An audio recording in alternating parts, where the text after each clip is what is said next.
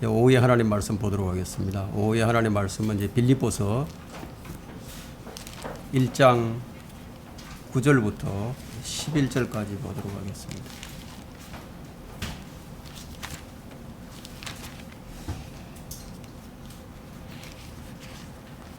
빌립보서 1장 9절로부터 11절까지입니다. 제가 받들어 읽도록 하겠습니다. 내가 이것을 기도하노니 너희 사랑이 지식과 모든 판단에 있어서 더욱더 풍성하게 되어 너희가 가장 좋은 것들을 분별하며 또 그리스도의 날까지 순수하고 흠없게 되기를 바라며 예수 그리스도를 통하여 얻는 의의 열매들로 가득 차서 하나님께 영광과 찬양이 되기를 바라노라.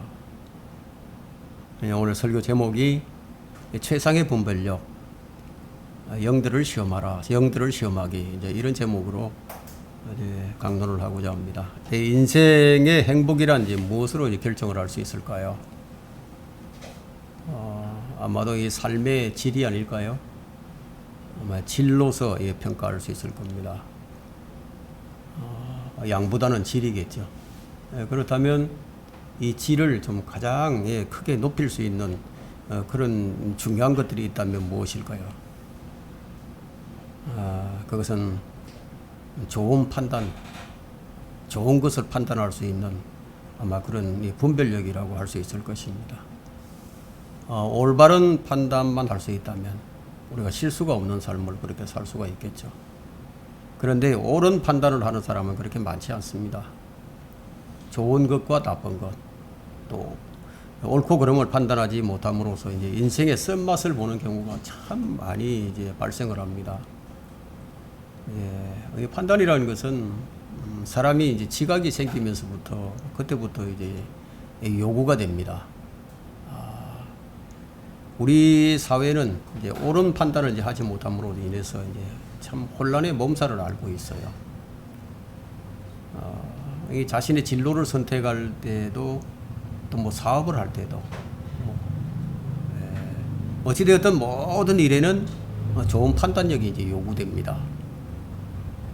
국가적인 차원에서 볼 때 선거를 하게 될 때면은 아주 아무 생각도 없이 그냥 남을 따라서 또 그 후보가 호감형이고 또 내 마음에 들어서 그럴듯해 보였어. 그래서 이제 표를 한 표 던졌는데 그런 표가 어찌됐든 한 표가 모여서 지도자를 뽑았는데 그것이 잘못된 판단이었다면 국가와 민족이 또 개인이 도저히 헤어나올 수 없는 깊은 수렁으로 이제 빠져들 수밖에 없게 됩니다.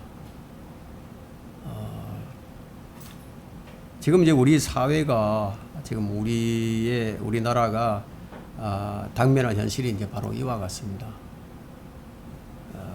역사를 이제 보게 되면 어떤 국가에서 어떤 사건이 그 역사의 큰 물줄기를 이제 바꿔놓는 그런 경우가 있는데 이것 역시 이제 판단의 결과물이라고 할 수가 있습니다. 사람이 이제 태어나서 이제 가장 잘 선택해야 하는 것이 이제 세 가지가 있는데, 먼저 이제 하나님을 선택하는 것이 가장 중요하겠죠. 그 다음에 친구를 선택하는 것이고, 그 다음은 이제 배우자를 선택하는 것이라고 할 수 있습니다. 하나님을 선택하는 것은 영원한 영생을 이제 보장받는 거, 영혼을 보장받는 것이고, 좋은 친구를 선택하면은 일생 동안에 이제 많은 도움을 받을 수도 있고요. 또 배우자를 잘 선택을 하면은 가정의 행복을 얻게 됩니다. 어쨌든 이 모두의 결과는 자신의 선택에 달려 있는 거예요. 근데 판단은 인생의 운명을 이제 영원히 자유화합니다. 지금 이 시대에는 이제 무엇보다도 이제 올바른 판단이 요구되는 시대라고 볼 수 있는데 너무나 이제 혼란스러워요. 이 시대가 복잡해요. 악을 선하다 하고 선을 악하다 하고 또 빛 대신 어둠을, 어둠 대신에 빛을 두고 단 것 대신에 쓴 것을, 쓴 것 대신에 이제 단 것을 두는 그런 세상인데, 과정이 어찌되었든 간에 결과만을 중시하게 되고 자기 이익을 위해서라면 무엇이든지 해야 되는 그런 시대입니다. 여러분이 잘 들어서 잘 알고 있는 진정권이라는 교수가 있습니다. 정의당 그 당원인데, 그 사람은 이제 도덕과 윤리를 이제 앞세우는 사람인데, 그 사람이 이제 386 이제 운동권자죠. 근데 민주주의를 외쳤던 운동권자였는데, 그런데 그런 사람들이, 이 386 사람들이 도덕과 윤리를 짓밟아 버리는 그런 이제 실상들을 보고 그들을 비판하면서 이 세상이 미쳐서 돌아가고 있다고 말을 했던 사람이에요. 지금 세상이 미쳐서 돌아가고 있다. 그 진중권 교수는 지금까지 그걸 잘 모르고 있다가 이제 그의 판단이 잘못된 것임을 이 조국 사태를 통해서 이제 알게 된 거예요. 그처럼 우리는 이게 죄악이 최고조에 달한 그런 시대를 지금 살아가고 있습니다. 제가 쭉 이제 말씀을 준비하고 또 설교를 해오는 동안에 뭔가 한 가지 제 발견한 것이 있는데, 물리적인 것과 영적인 것이 서로 비례한다는 것을 알았습니다.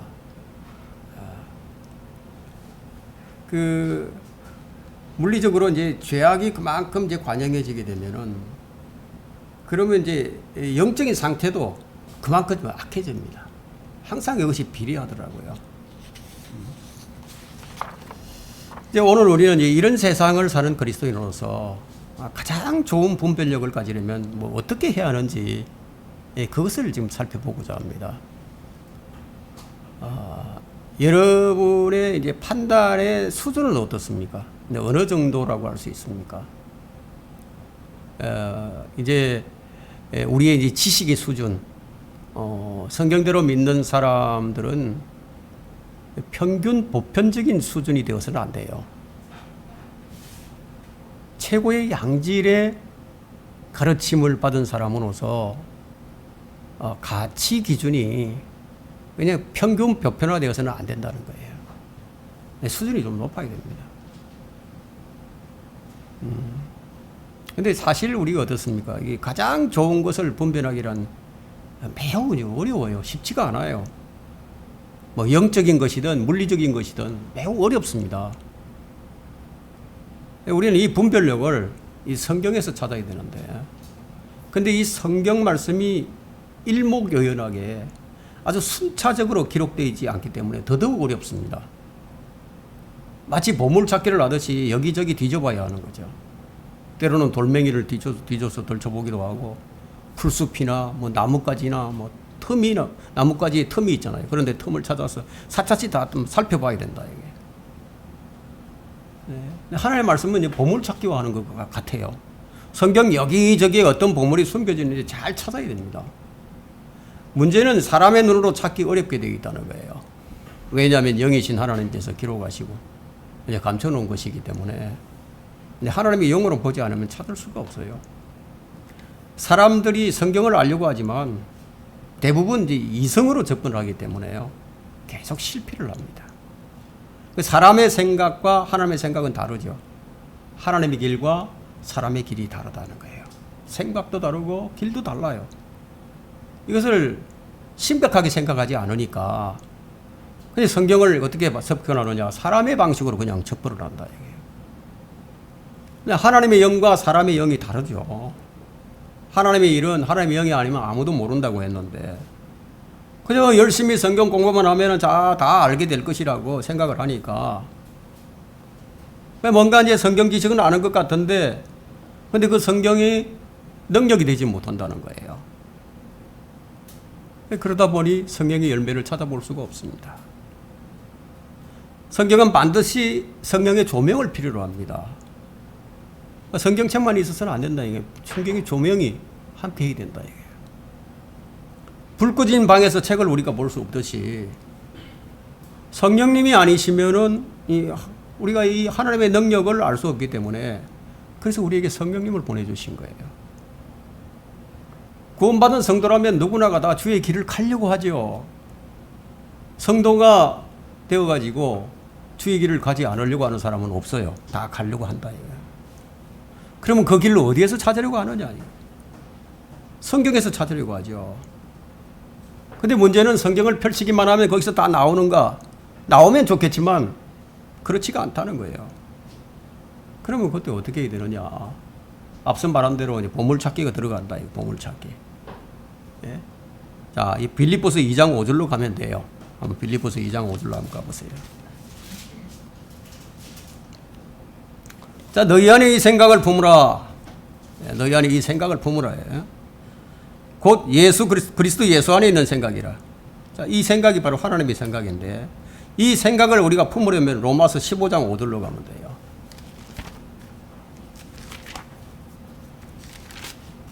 이건 보물찾기를 하는 거예요, 지금. 자, 15장 5절에 가면 이제 인내와 위로의 하나님께서 너희에게 그리스도 예수를 따라서 서로 같은 생각을 갖게 하사. 서로 같은 생각을 갖게 하사. 16절에 보면 6절에 보면 한 생각과 한 입으로 하나님 곧 우리 주 예수 그리스도의 아버지께 영광을 돌리게 하시기를 원하노라. 이 생각을 누구에게 주십니까? 거듭난 영을 가진 자에게 주신다. 그럼 우리가 거듭나려면 어디로 가야 됩니까? 요한복음 3장 5절로 가서 성령으로 태어나면 된다. 이게. 거듭난 사람이 하나님의 길을 가려면 요한복음 14장 6절에 나오는 나는 길이요 진리요 생명이신 주 예수 그리스도를 따르면 된다는 거예요. 이렇게 하면 우리가 보물을 찾은 거예요. 그렇다면 왜 이렇게 하는 것인가? 해야만 하는 것인가? 우주 만물의 주인이신 주님을 우리가 알려고 하면은요. 주님이 제시해 주신 방법으로 접근을 하지 않으면은 그 주님을 우리가 알 수 없게 된다는 거예요. 그리고 주님이 계신 곳으로 들어갈 수도 없게 된다는 겁니다. 하나님은 우주의 주인이십니다.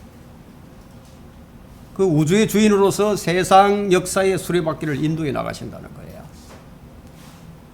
무엇을 하실지, 누구를 택하실지, 언제 하실지 모든 것은 하나님께서 결정하시고 하나님께서 경영을 하신다는 거예요. 인간은 여기에 지금 참여하는 거예요. 우리가 지금 참여해 있는 거죠. 이때 우리가 필요한 것이 뭐냐? 판단력이라는 거예요. 올바른 판단은 언제나 좋은 결과를 가져오게 됩니다. 바울은 이 데살로니가 성도들에게 너희가 하나님을 선택한 것을 아노라고 데살로니가전서 1장 4절에 말을 하고 있거든요. 그러면 하나님의 뜻과 하나님의 손길을 알아내는 거예요. 그분의 생각들을 가지고 그분의 영을 통해서 그분의 길을 가려면 그분과 많은 소통이 필요해지겠죠. 우리가 서로 상대를 알려고 하면요, 많은 시간을 같이 해야만 알 수가 있습니다. 하물며 하나님과 전혀 소통을 하지 않고 어찌 우리 하나님을 올바로 알 수 있겠어요? 하나님과 교제가 많은 사람이 하나님 뜻을 더 많이 알게 됩니다. 아무리 좋고 선한 계획이라 할지라도 자, 인간이 보기에 당장 해야 할 것이라고 생각이 들더라도 그것이 하나님의 생각이 아닐 수도 있음을 우리는 인식할 필요가 있다는 거예요. 하나님의 생각과 인간의 생각이 다르기 때문이에요. 그래서 분별력이 필요하고 그것을 위해서 하나님과의 소통이 절실하게 요구가 된다는 겁니다. 바울이 바로 이것 때문에 이것을 위해서 기도한다고 말하고 있죠. 가장 좋은 것을 분별하는 사람은 첫 번째는 9절에 보면 내가 이것을 위해 기도하노니 너희의 사랑이 그냥 사랑이 아니라 너희의 사랑이 무엇을 포함하고 있는지 보세요.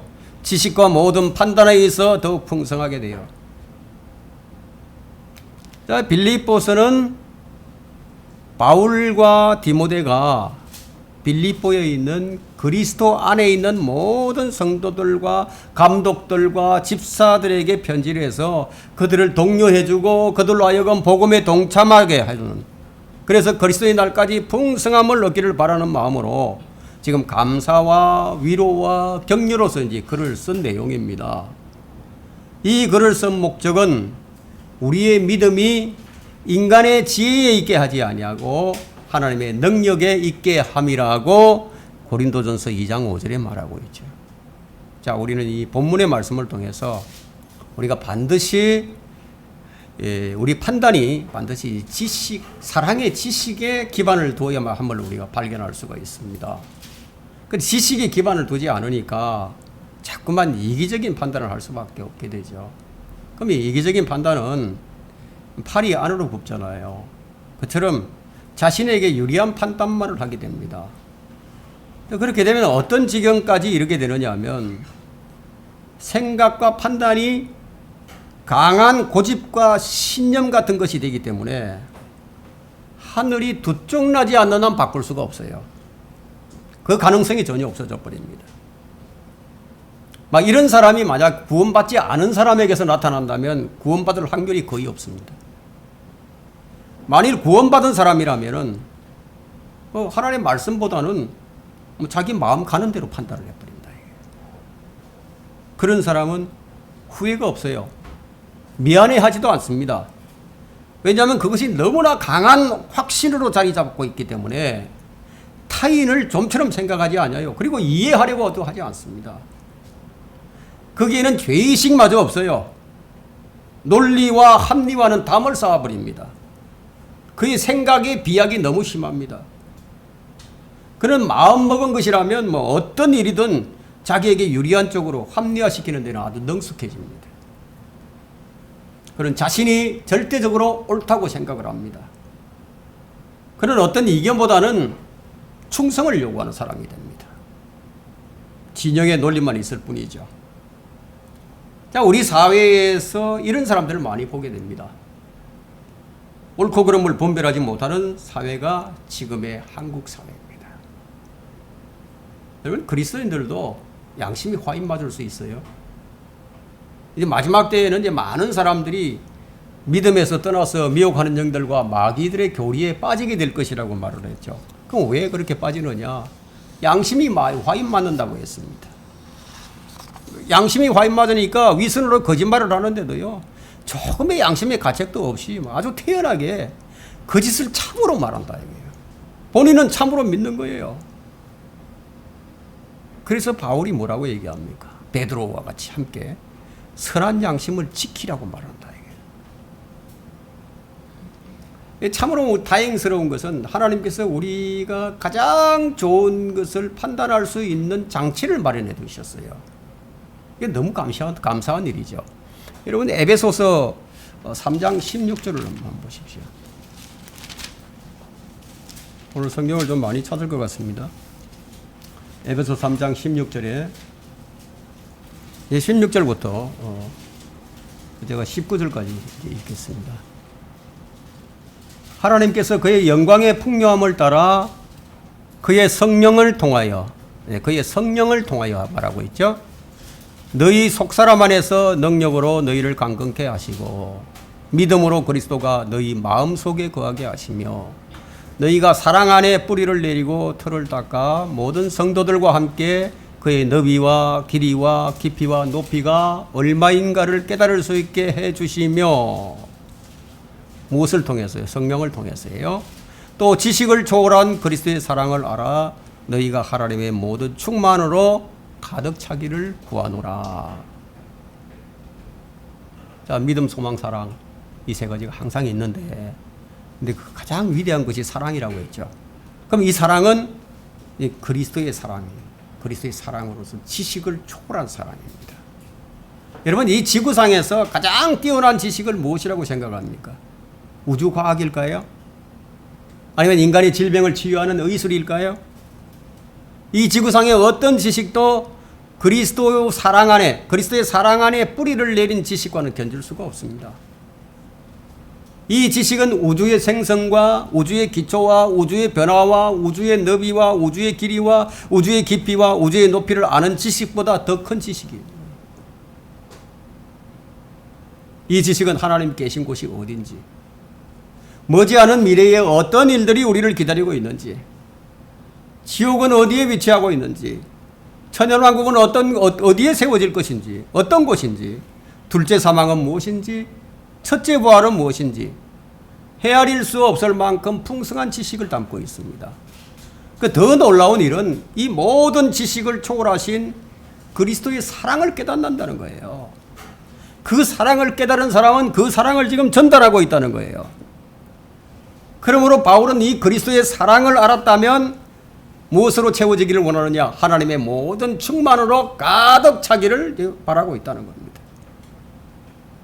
이 그리스도의 사랑을 모르게 되면 주님을 사랑할 수 없게 되고, 주님을 사랑하지 않는 사람에게는 주님께서 어떤 조명도 주시지 않는다는 거예요.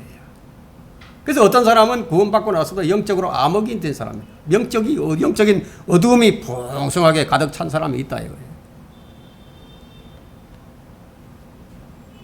하나님께서 조명도 안 주시고 주님 자신을 그에게 나타내지 않으니까 하나님께서 우리를 향한 그의 사랑을 나타내 보여주셨는데 그 사랑이 바로 그리스도의 사랑이다 이거예요. 어떤 사람이 하나님의 사랑을 전달할까요? 오전에도 이 성경 구절을 읽었죠. 요한복음 14장 21절의 말씀이죠.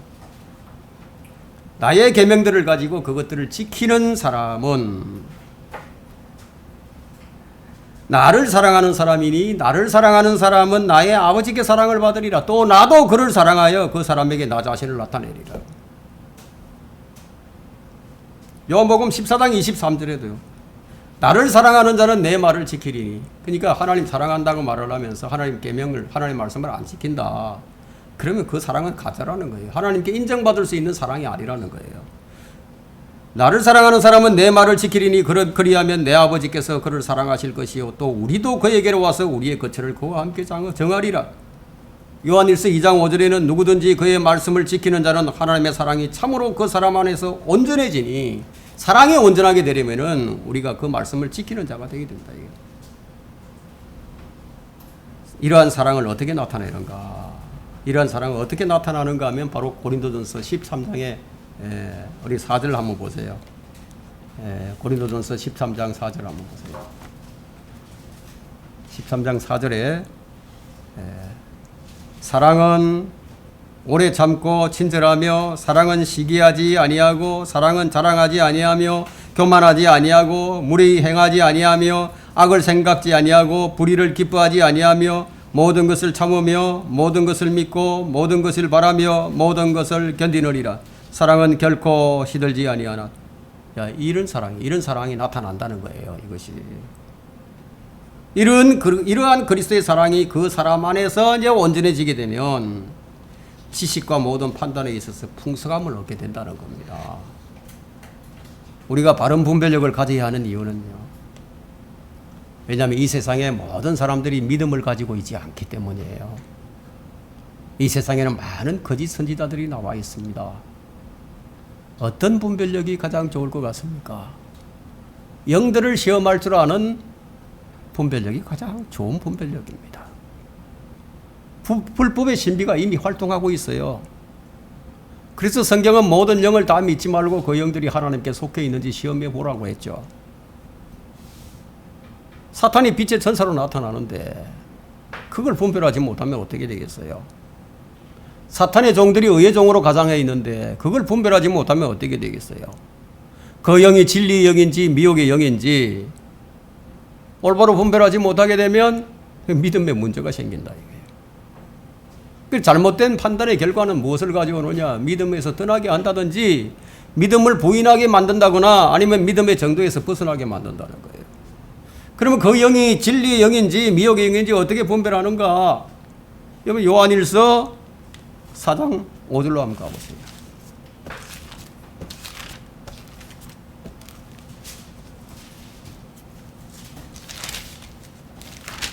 요한일서 4장 5절에 보면 그들은 세상에 속하였으므로 세상에 관한 말을 하나니 세상이 그들의 말을 듣느니라.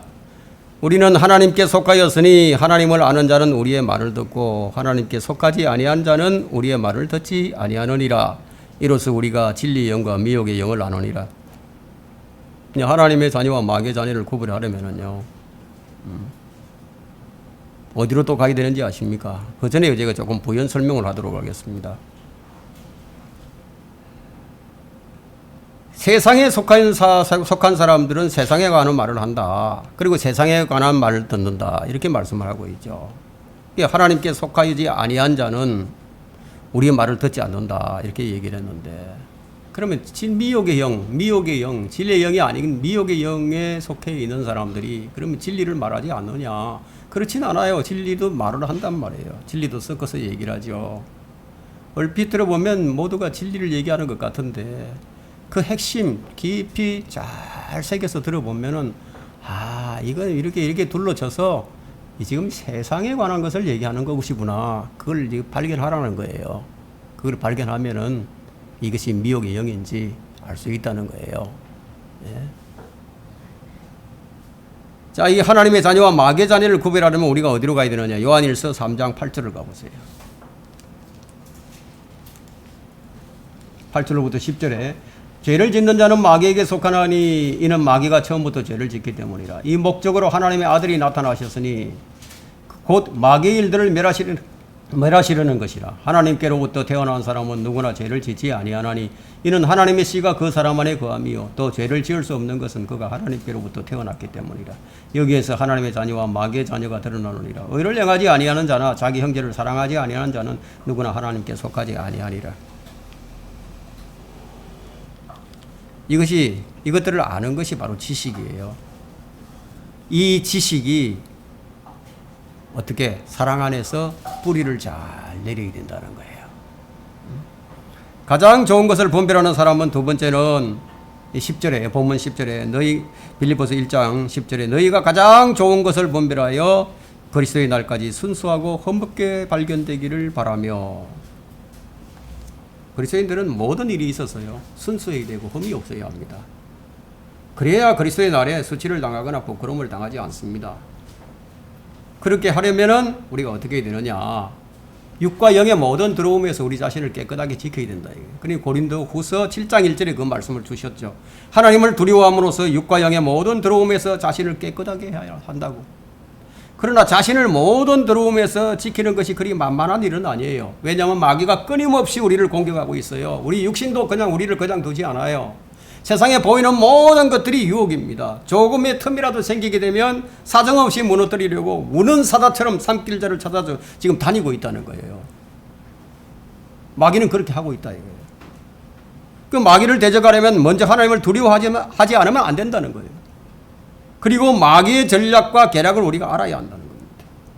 마귀가 어떻게 믿지 않는 사람들 안에서 그들을 지배하고 있는 것인가.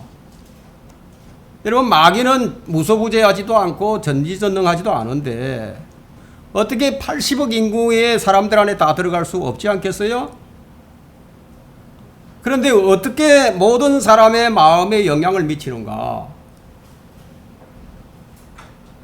여러분, 이거 알아야 된다 이거예요. 마귀를 과소평가하면 안 돼요. 사탄은 높은 곳들에 있는 영적 악이에요. 그는 정사들과 권세들과 이 세상의 어둠의 주관자들을 거느리고 있다는 얘기예요.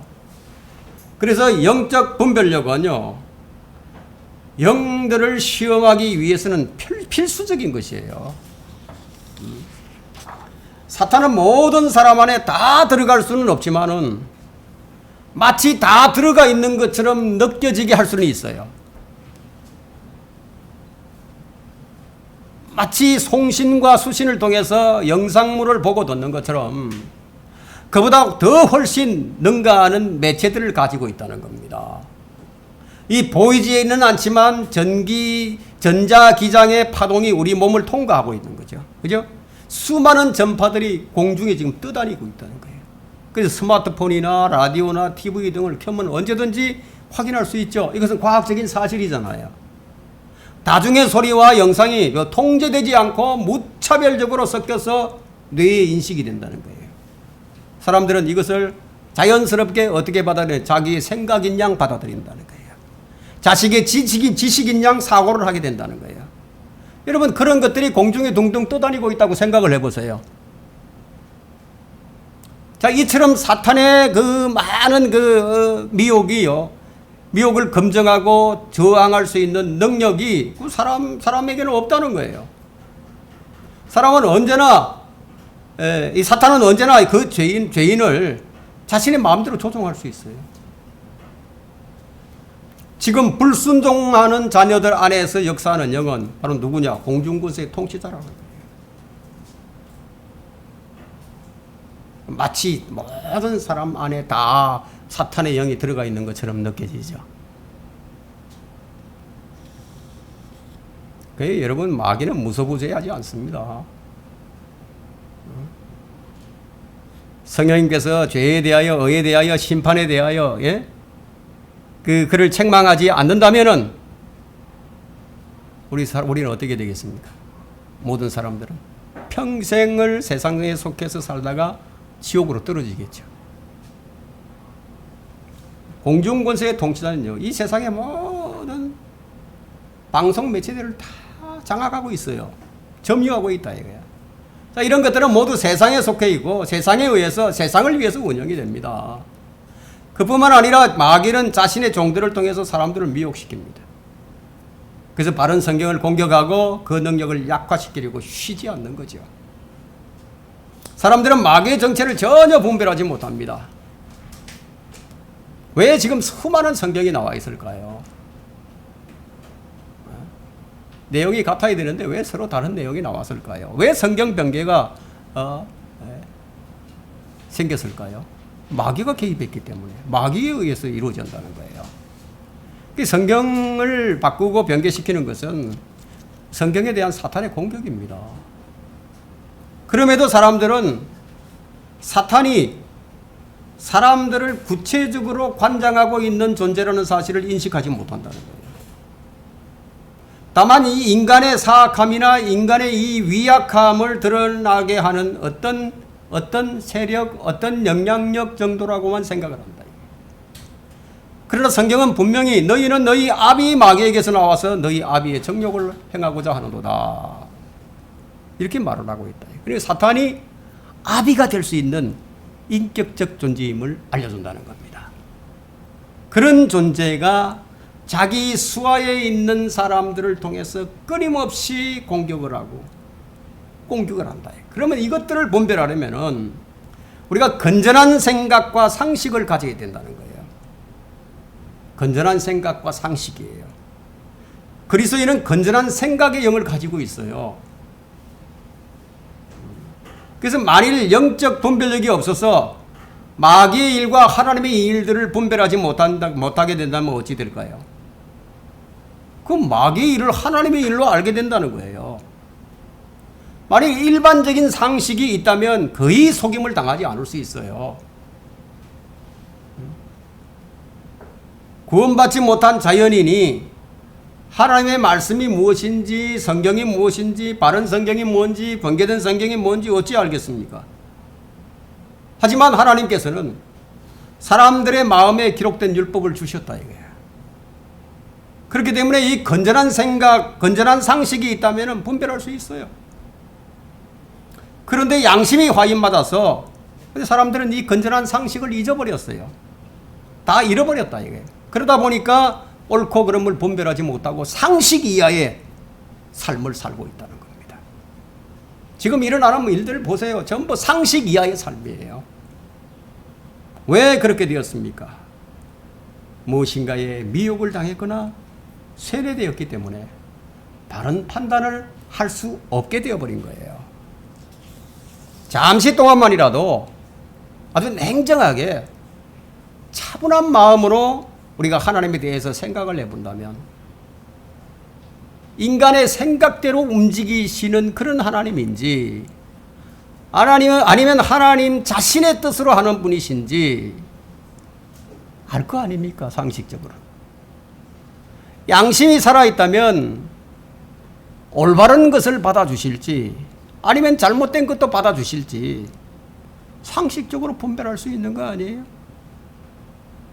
어리석은 사람들은 하나님, 사랑의 하나님만을 알았지 공의의 하나님은 모른다는 거예요. 뭐 이런 것들을 판별하는 것이 바로 성경적 지식이에요. 올바른 분별력은 하나님의 뜻을 아는 거예요. 데살로니가전서 4장 3절로부터 7절까지 한번 봅시다.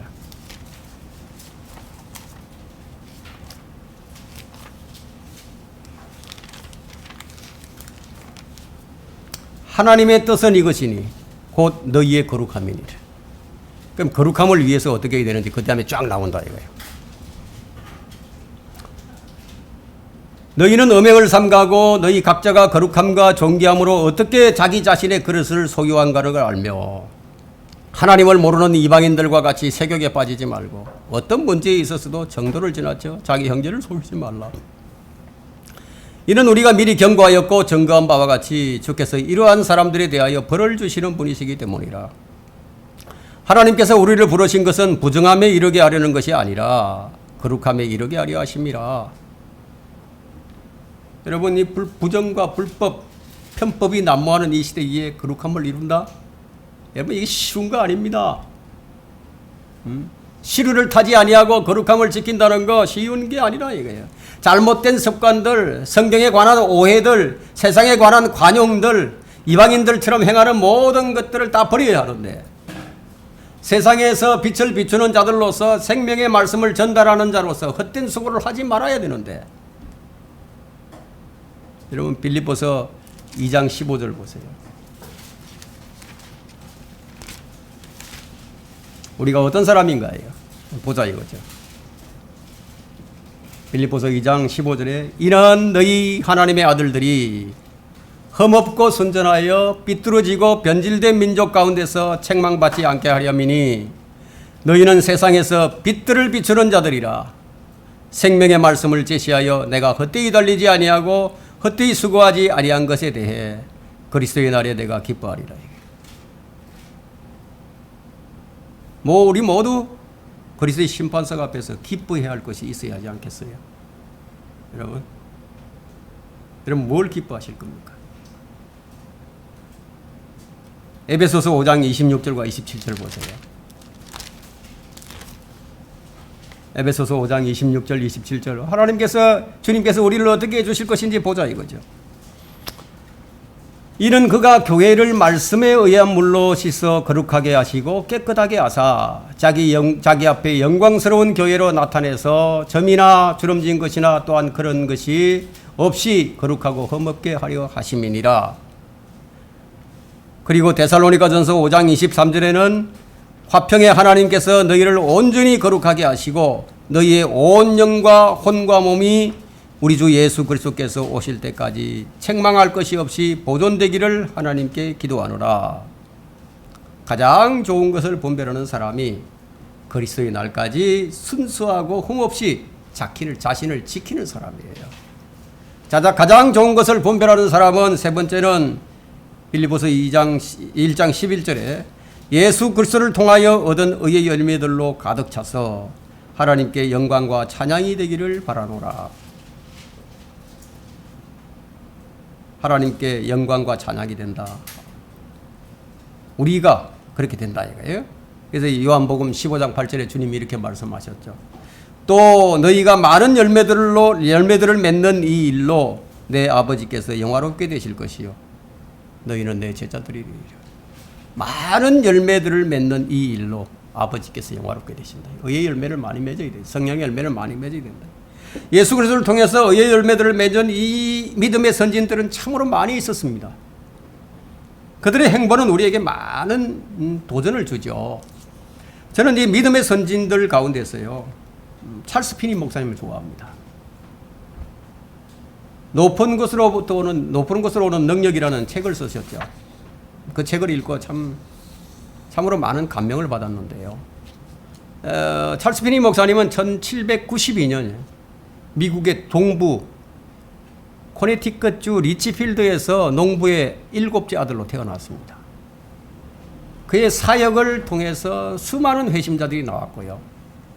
제2의 대각성운동이 뉴욕과 필라델피아, 보스턴, 심지어 영국에까지 강타를 했습니다. 그가 29세가 되던 해인 1821년 가을 어느 날 그는 자신의 구원에 관한 문제를 결판짓고 하나님과 화목하기로 결심을 합니다. 그러니까 29세에 이제 구원을 받는 거죠. 소위 그는 못된 신앙이었지만 구원받지 못하고 29세까지 간 거예요. 근데 결심은 했는데, 근데 그 다음 날인 월요일과 화요일에 그만 죄에 대한 인식이 더 커져왔어요. 더 가중되었어요. 그래서 그는 자신이 지옥에 죽으면 곧바로 지옥에 떨어질 것 같다는 두려움을 느꼈죠. 왜 제가 찰스 피니 목사님을 좋아하느냐? 나하고 비슷한 걸 경험을 했기 때문에 그렇다. 저도 못된 신앙인데 36살에 구원받았다 이거예요. 이런 것 때문에 바로 지옥에 떨어질 것 같은 두려움 때문에. 수요일 날 아침 사무실을 향하던 그에게 구원의 문제가 놀라운 방식으로 전개가 되는 거예요. 그리스도의 구속의 실제성과 충족성이 그의 마음에 계시되어서 구원은 내가 수락해야만 하는 선물임을 오직 죄를 회개하고 그리스도를 영접하는 길뿐이라는 것을 알게 되어버린 거예요. 그는 사무실로 가는 대신에 숲속으로 들어갔습니다. 그는 복음의 계시를 수락합니다. 하나님께 마음을 드리기 위해서예요. 마음을 드린다는 건 자기 전부를 드린다는 고백이에요. 그러나 기도가 한마디도 나오지 않았어요. 왜냐? 누군가가 자기를 지금 쳐다보고 있다는 생각 때문이었다. 이게. 왜? 마귀의 방해가 있었던 거예요. 그걸 소리를 지른 거예요. 지상의 모든 사람과 지옥의 모든 악마가 나를 둘러싼다 하더라도 나는 이 자리를 결코 떠나지 않겠다. 나같이 타락한 죄인이 거룩하신 하나님 앞에 무릎을 꿇고 자백하는 것을 내가 왜 부끄러워하겠냐고 크게 소리를 친 거예요. 바로 그 순간에 예레미야 29장 12절과 13절의 말씀, 그때 너희가 나를 부르고 너희가 가서 내게 기도하면 내가 너희에게 경청하리라. 너희가 너희의 온 마음으로 나를 찾으려 하면, 온 마음으로, 제가 이 수련회 때 이 설교를 한번 했죠. 온 마음이라 해야 된다고. 그냥 내 마음 조금 주는 거 가지고 안 된다고요. 온 마음으로 나를 찾으려 하면 너희가 나를 찾게 되고 너희는 나를 만나리라 해요. 이 성구가 그의 마음에 그냥 강하고 스쳐 지나간 거예요. 그는 만약 내가 구원을 받았다면 복음을 전하리라 혼잣말로 되뇌었습니다. 그때 비로소 마음이 평온히 찾아오고 마음이 고요해졌습니다. 죄의식이나 지옥에 대한 염려가 순식간에 사라져버렸습니다. 하나님에 대한 감미로운 생각과 영적 평안만이 그를 사로잡았어요. 그의 찰스 피니는 그렇게 구원을 받은 거예요. 그는 그 후 복음 전도자가 되었고 그가 가는 곳마다 의의 열매들이 맺어지게 되었습니다. 그의 저서 가운데 높은 곳으로부터 오는 능력이라는 책에 그가 길을 걷다가 창문이 열려있는 어떤 봉제 공장 안을 쳐다보다가 어떤 여인과 눈이 마주치게 되죠. 그러다 그 여인이 서서 소리 없이 눈물을 흘립니다. 아니, 찰스 처음 보는 낯선 사람을 보고 왜 눈물을 흘립니까? 그게 성령에 개입하지 않았으면 어떻게 그런 일이 일어날 수 있겠어요? 다른 사람들이 그녀가 눈물을 흘리는 것을 보고 의아해서 그녀가 밖을 보는 거예요. 그녀가 보는 밖을 본다. 근데 어떤 남자가 거기 두둑하니 있어서 여인과 눈을 마주보고 서 있는 것을 발견하게 되죠. 공장 안으로 불러들였어요. 그를 통해서 복음이 전파되고 전 지군이 구원을 받는 거예요. 저는 이 글을 읽고 너무 감동을 받고 도전을 받았죠. 찰스 피니는 위로부터 오는 지혜와 능력을 받은 사람이었습니다. 우리도 바로 이와 같은 사람들이에요. 우리에게는 정확한 지식이 필요합니다. 하나를 알아도 바로 알아야 올바로 믿을 수 있는 거예요. 하나님의 의의는 무엇입니까? 하나님의 의의는 예수 그리스도를 믿는 믿음이에요. 하나님의 의의를 아는 것은 그렇다 이거예요. 하나님의 의의를 아는 것은 사랑 안에 뿌리를 내는 거다 이거예요.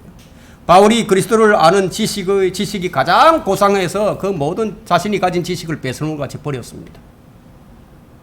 로마서 3장 22절로부터 한번 보겠습니다. 로마서 3장. 제가 아까 보물찾기라고 했죠. 그래서 지금 성경을 좀 많이 찾습니다. 3장 22절에 보면 곧 하나님의 의는 예수 그리스도를 믿음으로 인한 것으로 모든 자와 믿는 모든 자에게 미치나니 차별이 없느니라. 이는 모든 사람이 죄를 지었으므로 하나님의 영광에 이르지 못하다가 그리스도 예수 안에 있는 구속을 통하여 그의 은혜로 값없이 의롭게 되었습니다. 하나님께서는 그의 피를 믿는 믿음을 통하여 그를 화목제물로 세우셨으니 이는 하나님의 오래 참으심 가운데서 이전에 지은 죄들을 사하심으로 인하여 그의 의를 선포하려 하심이요. 곧 이때에 자기의 의를 선포하심은 자신도 의롭게 되시고 또한 예수를 믿는 자도 의롭다 하려 하심이니라. 여기 칭의가 돼요. 칭의. 의가 전가되어 버린다. 그래서 로마서 4장 5절에 보면 행함이 없이도 불경건한 자들을 의롭다 하시는 그분을 믿는 사람들에게는 그의 믿음이 의로 여겨지느니라 이렇게 말씀하고 있는 거예요. 그리고 사도행전 13장 38절에서는 형제들아 너희가 알 것은 이분을 통하여 너희의 죄들의 사하심이 선포되었으며 너희가 모세의 율법으로는 의롭게 되지 못했던 그 모든 일에 있어서도 믿는 자는 모두 그분을 통하여 의롭게 된다는 것이라. 이렇게 선언이 된 거예요. 이와 같이 의의 열매는 복음을 통하여 하나님의 씨가 심겨진 사람, 즉 의롭게 된 사람이라야 맺을 수 있다는 겁니다. 찰스 피니 목사님은 하나님의 의를 아는 우리들에게 많은 도전을 주는 아름다운 간정을 가진 사람이었습니다. 이 위대한 사역을 여러분들에게 맡겨주셨어요. 이 시대에 누가 이 일을 할 수 있겠습니까? 교단교회에서 할 수 있겠어요? 하나님의 계명을 알지도 못하고 지키지도 않는 그들에게 맡겨주시겠습니까? 아니면 올바른 분별력을 가지고 가장 좋은 것을 분별할 줄 아는 능력을 가진 그런 여러분들에게 맡겨주시겠습니까? 누구에게 맡겨주시겠어요? 여러분 스스로 판단해 보라는 거예요. 결론적으로 우리는 이제 바울과 같이 기도를 해야 됩니다. 다시 오늘 이 본문 말씀을 한번 읽어보도록 하겠습니다. 내가 이것을 기도하노니 너희 사랑의 모든 지식과 판단에 있어서 더욱 풍성하게 되어 너희가 가장 좋은 것들을 분별하며 또 그리스도의 날까지 순수하고 흠없게 되기를 바라며 예수 그리스도를 통하여 의의 열매들로 가득 차서 하나님께 영광과 찬양이 되기를 바라노라. 그래서 이 말씀을 주신 거예요. 하나님 아버지께서는 아들 안에서만 영광을 받으세요. 아들을 통하지 않고 맺는 열매는 하나님 기쁘시게 하지 못해요. 그래서 이런 말씀을 주시는 겁니다. 요한복음 14장 13절에 또 너희가 내 이름으로 무엇이든지 구하면 내가 그것을 행하리니 누가 행한다고요? 내가 그것을 행한다고. 이는 아버지로 아들 안에서 영광을 받으시게 하려는 것이라. 근데 분별력이 없게 되면 잘못된 판단을 하게 되고 그 결과는 돌이킬 수 없는 상황에 빠져버린다는 거예요. 그러면 헤어나지 못해요. 헤어나올 수 없어요. 우리는 매 순간 어떻게 영혼을 위해서 살아야 하는가 바르게 결정을 해야 됩니다. 잠시 어려움을 좀 모면하기 위해서, 자신의 유익을 위해서 비교할 수 없는 영혼과 순간을 맞바꿀 수 없다는 거예요. 잠시 즐거움을 위해 영혼에서 수치를 원하는 것인가? 아니면 잠시 받는 고난을 감수하고 영원한 영광을 구할 것인가? 순간을 위해서 영혼을 희생하지 말아야 된다는 겁니다. 여러분, 이 빌립보 교회는요, 주님께 책망받지 않는 유일한 교회였습니다. 이 교회는 인내와 위로가 있었고요, 주 예수 그리스도를 따라서 같은 생각을 가지고 있었고, 한 입으로 하나님께 영광을 돌리는 그런 교회였습니다. 그럼 우리 교회는 어떤 교회가 되어야 하겠습니까? 어떤 교회가 되어야 되죠? 골로새서 3장 16절과 17절에 보게 되면요, 그리스도의 말씀이 모든 지혜로 풍성한 교회가 되어야 된다 이거예요. 시와 찬송과 영적인 노래로 서로 가르치고 권면하는 교회가 되어야 하고, 마음속에서 은혜로 주께 노래하는 교회가 되어야 되고, 말에 있어서나 행실에 있어서나 무엇을 하든지 모든 것을 주 예수 그리스도를 통해서 하나님 아버지께 감사를 드리는 교회가 되어야 된다는 거예요. 이런 교회가 되어야 한다는 겁니다. 이렇게 할 때 더 많은 마귀의 공격들이 있을 것이라는 거예요. 그래서 우리는 깨어 주의하고 그리스도의 말씀과 지혜를 겸비하고 누구를 통해서 마귀의 공격이 오게 될 것인지를 늘 대비하고 있어야 한다는 거예요. 가장 좋은 분별력은 말과 행실과 모든 일에 있어서 그리스도의 날까지 순수하고 흠없게 여러분들을 지켜주게 될 겁니다. 우리 모두 가장 좋은 것들을 분별하여 우리의 생명이신 그리스도께서 나타나실 그때 우리도 함께 영광 가운데 나타나야 할 것입니다.